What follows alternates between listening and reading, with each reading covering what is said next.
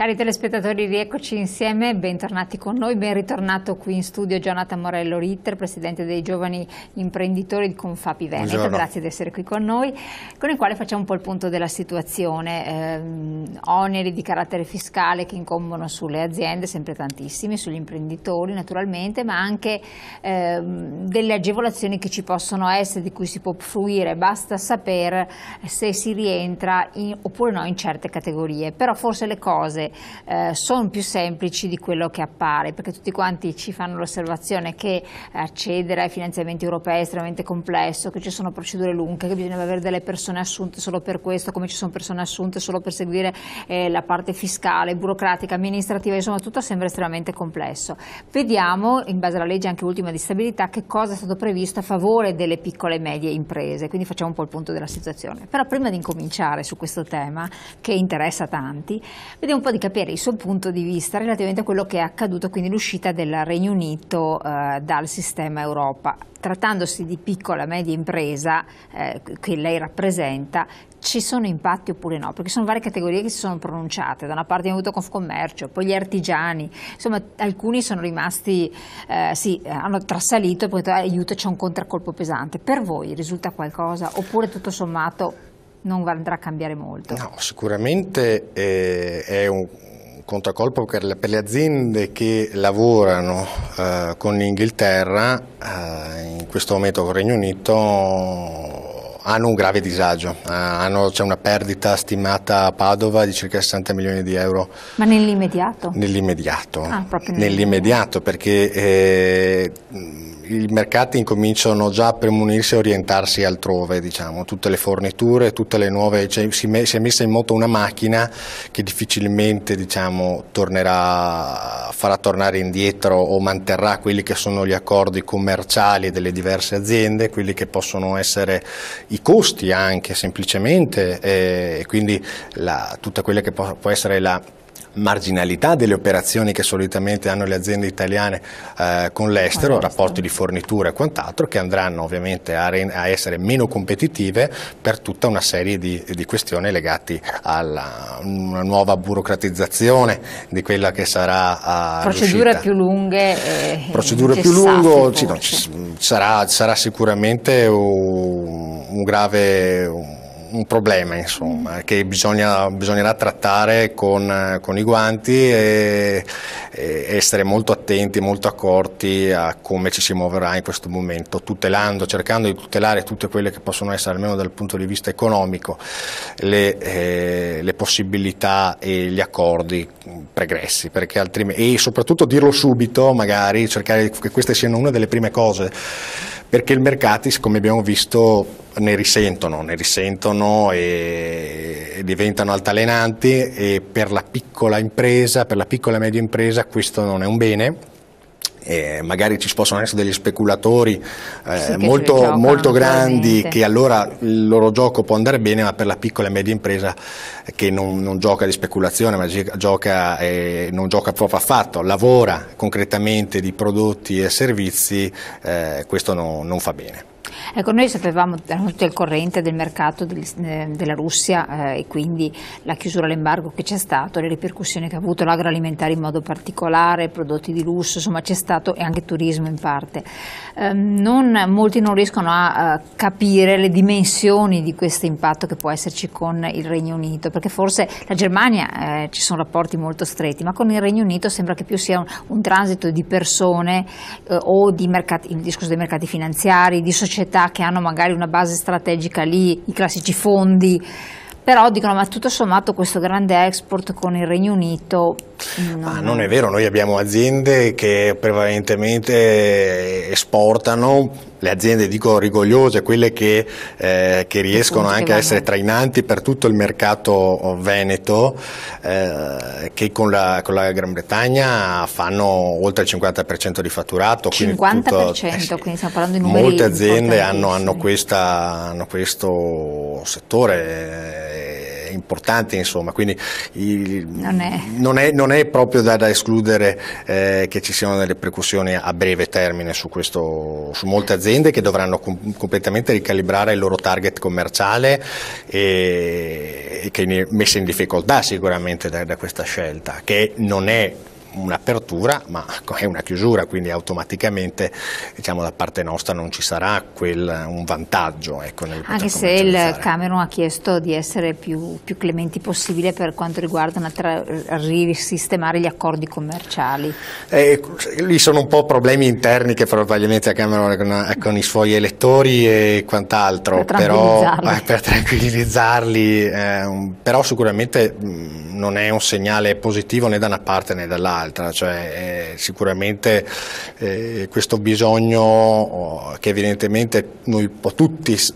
cerchiamo di sentire, che è quello di un'Europa più vicina, no? Al cittadino, che invece vediamo molto lontana, che risponde in maniera molto lenta a quelle che sono le esigenze, oppure che noi non riusciamo a percepirle. Vediamo subito un'uscita diciamo di denaro, vediamo quello che dobbiamo dare e elemosiniamo un po' quello che ci viene dato. Questa era un attimo, è stata penso la risposta alla Brexit, quindi all'uscita e questo è quello su cui bisognerebbe riflettere. A livello commerciale sicuramente il danno c'è, non possiamo negare che sia tutto come prima. Situazione attuale, è stata fatta un po' un'analisi degli ultimi dati Istat, che sembra che ci sia nell'ultimo trimestre una crescita sensibile, un aumento anche della diminuzione della disoccupazione, insomma, vi risulta? È tangibile sicuramente una ripresa, un ottimismo. Purtroppo anche questi episodi un po' come ho detto dell'Inghilterra creano qualche disagio, ma per il resto vediamo che c'è una crescita, che c'è una serie le aziende ricominciano a investire e quindi vediamo sicuramente che può esserci qualche miglioramento. Inoltre diciamo tutte quelle che sono finalmente dei bandi, dei contributi che stanno arrivando alle imprese grazie anche al POR FESR, insomma iniziative sempre europee che tardano ad arrivare, diciamo dal 2014 al 2016, quindi un paio d'anni di ritardo rispetto alle previsioni, ma finalmente quest'anno sono usciti i primi bandi ad esempio dalla Regione Veneto che promuovono la nuova imprenditorialità e portano contributi fino al 50% per chi investe e addirittura per le imprese culturali che investono in tecnologie culturali fino al 70%. Quindi nella legge di stabilità ci sono stati dei provvedimenti che vedete utili per le piccole e medie imprese? Ma nella legge di stabilità sì, io penso ad esempio al credito d'imposta per la ricerca e sviluppo, che era già in essere nel quinquennio precedente, ma che diciamo, sono state abbassate delle soglie, ad esempio di accesso che non è più 50.000 e 30.000 euro, la possibilità di coinvolgere anche del personale non qualificato all'interno dei progetti di ricerca, quindi una serie di agevolazioni che portano l'imprenditore a poter beneficiare e sgravare dei costi per tutto ciò che è innovazione e sviluppo, cosa che l'imprenditore veneto soprattutto fa tutti i giorni, cioè mette sempre mano sui macchinari, cerca di migliorarne le prestazioni. Proprio per spiegare concretamente, quando uno pensa a ricerca e sviluppo pensa a una partnership con l'università, con laboratori di ricerca ad alta tecnologia, insomma con investimenti importanti, mentre la piccola innovazione, diciamo così, il piccolo sviluppo non si riesce a materializzare, quantificare. Quale può essere un suggerimento per poter godere anche di queste agevolazioni e quindi poter crescere, essere competitivi e fare il sistema? Ma proprio per questo penso sia stata abbassata la soglia del minimo dell'investimento da 50.000 a 30.000 euro per la ricerca e sviluppo complessivo, quindi del costo ad esempio del personale coinvolto o della consulenza esterna. E in questo momento non è più necessario avere per forza un ente di ricerca all'interno diciamo, delle società o comunque degli enti coinvolti nel progetto di ricerca, basta che ci sia una società specializzata all'interno del progetto di ricerca, quindi ovviamente specializzata nel settore in cui io sto andando a operare. Questo porta sicuramente un po' di pragmatismo all'interno della ricerca, e quindi si passa dal teorico al reale pratico applicazione di quelle che possono essere i risultati. Quindi chi già lavora, diciamo, nel mondo reale e non in quello accademico, che spesso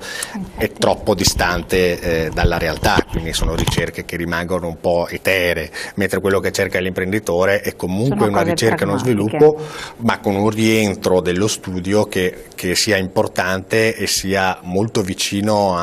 all'operatività aziendale, insomma, pur rientrando nei limiti imposti per ricerca e sviluppo. Giovani imprenditori hanno particolari agevolazioni oppure no? Chi apre una nuova attività adesso appunto può avere questo famoso 50% a fondo perduto delle spese, deve partecipare a questo bando, a questi bandi che sono appena stati aperti per imprese. Quindi appena aperti, quindi tutto appena aperti, sì, bisogna fare in fretta comunque, perché prima si presenta meglio è. Ed diventa molto interessante, diciamo, questa tipologia di investimento. Ovvio sì, gli importi non sono enormi, non sono molto rilevanti, è una delle pecche che vediamo nel sistema di contributi, di aiuti alle imprese, è quello che vediamo sempre di più, un sostegno alle aziende di servizi così chiamate, oppure che creano beni immateriali, quindi software o quelle che possono essere programmi. Quelle che invece si occupano, diciamo, di molta economia molto reale. Esattamente, diciamo. Che è quella che invece ci serve per poter andare avanti, per poter creare un valore aggiunto, altrimenti Ma queste piccole aziende non avrebbero dovuto cercare, in base a quelle che sono state le indicazioni anche in passato, di fare sistema, di far rete, di unirsi, di trovare una modalità di non essere più piccole e isolate? Una delle recenti anche articoli fatti dal direttore Conzato di Padova Promex diceva appunto che per ambire all'export è necessario aziende che hanno un fatturato da 40 milioni di euro o aziende o comunque gruppo sistema che almeno 40-50 milioni di euro deve farla nel suo complesso per poter avere una struttura tale da poter essere competitiva o comunque sufficientemente organizzata per poter lavorare con l'estero. E quindi sicuramente poter lavorare con l'estero significa diversificare molto il problema del mercato italiano e quindi espandersi ad altri ambienti, ad altri località che può portare diciamo, a un enorme beneficio per l'azienda, è un inferiore rischio. Il problema è reale, cioè quello di non riuscire a mettere insieme diverse aziende per poter, né attraverso processi di fusione né attraverso progetti di rete. Nemmeno i giovani riescono. C'è un problema che è sostanziale, sinceramente, devo dirlo. Neanche noi in questo momento riusciamo a spingere le aziende a unirsi sotto reti o sotto diverse altre forme, per un problema anche abbastanza attuale, che è quello del credito, ovvero non beneficiano di un maggior credito aziende che si mettono insieme, anzi creano un sistema di infragruppo con lo quale solitamente se io mi metto insieme a un'altra azienda è perché la conosco, perché ci lavoro, perché ho a che fare. Quando si crea, diciamo, un infragruppo, cioè persone che portano lo stesso interesse, avanti, le banche fanno marcia indietro, dicono no, limito le spese che possono esserci all'interno delle aziende di questo gruppo. Quindi praticamente è come dire no, noi ci mettiamo insieme e c'ho la morsa, la stretta del credito. Quindi non è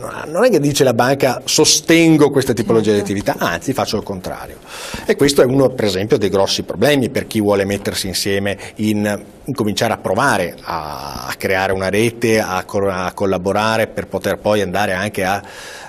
sistemi magari più coesi di unione. Sì.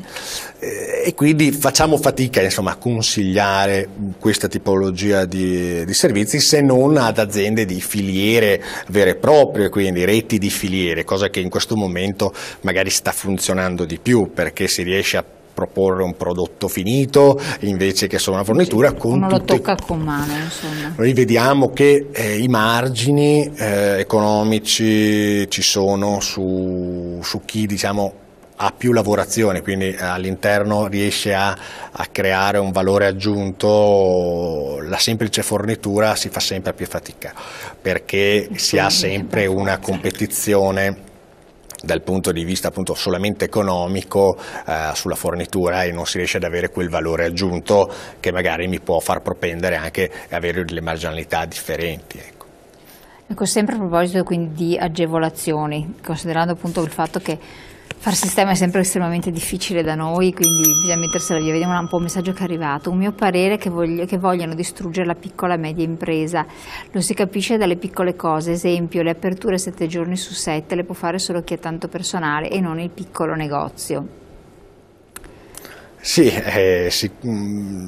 sicuramente.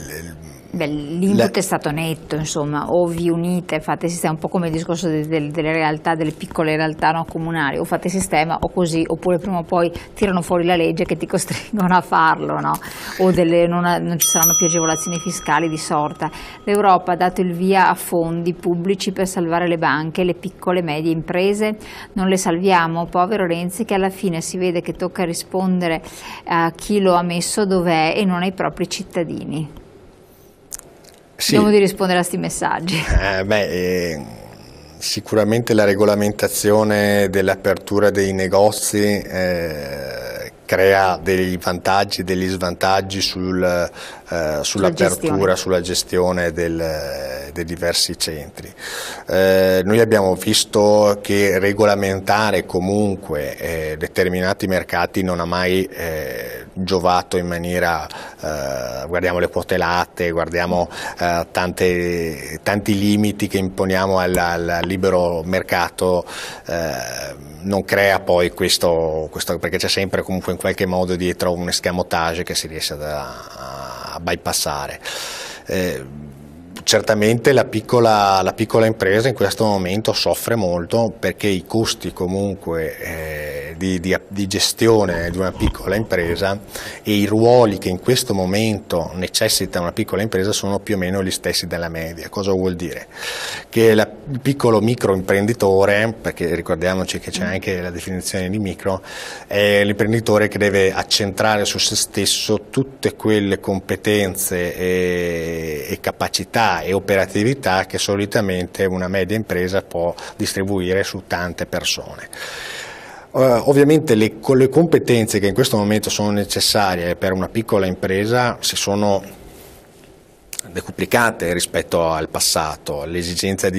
sulla fiscalità, sul controllo di gestione dell'impresa, sul rapporto con le banche, da Basilea a tutta una serie di, come abbiamo detto, di sviluppo magari di una rete commerciale e quant'altro, deve gravare solo su se stessa. E questo ovviamente è un onere molto pesante che purtroppo l'imprenditore non solo non riesce materialmente a farlo da solo, il piccolo imprenditore, ma ha la necessità di avere delle figure esterne che facciano per lui questo servizio. E quindi sicuramente la competitività tende a essere inferiore rispetto a una struttura organizzata. Anche per andare all'estero il piccolo imprenditore da solo non può farlo, fa fatica, ha necessità assolutamente di avere una struttura più definita, più grande, come abbiamo detto prima. E quindi in questo momento il sistema della piccola impresa deve mettersi a confronto con un mercato globale e non più provinciale come è stato fino ad oggi, e quindi sicuramente l'aggregazione deve essere uno dei punti su cui discutere e trovare delle formulazioni, delle formule per poter promuovere questo tipo. Però non solamente con una legge calata dall'alto o con semplicemente delle proposte diciamo giuridiche o fiscali per potersi mettere insieme, ma che anche tutti gli altri partner coinvolti, compresi appunto gli istituti finanziari, siano in grado poi di poter alimentare e sostenere queste tipologie di aggregazione. Perfetto, dobbiamo andare in pubblicità, pochi secondi, per cui torniamo con voi tra pochissimo, vediamo di affrontare anche altre questioni, sempre con il nostro ospite, tra poco.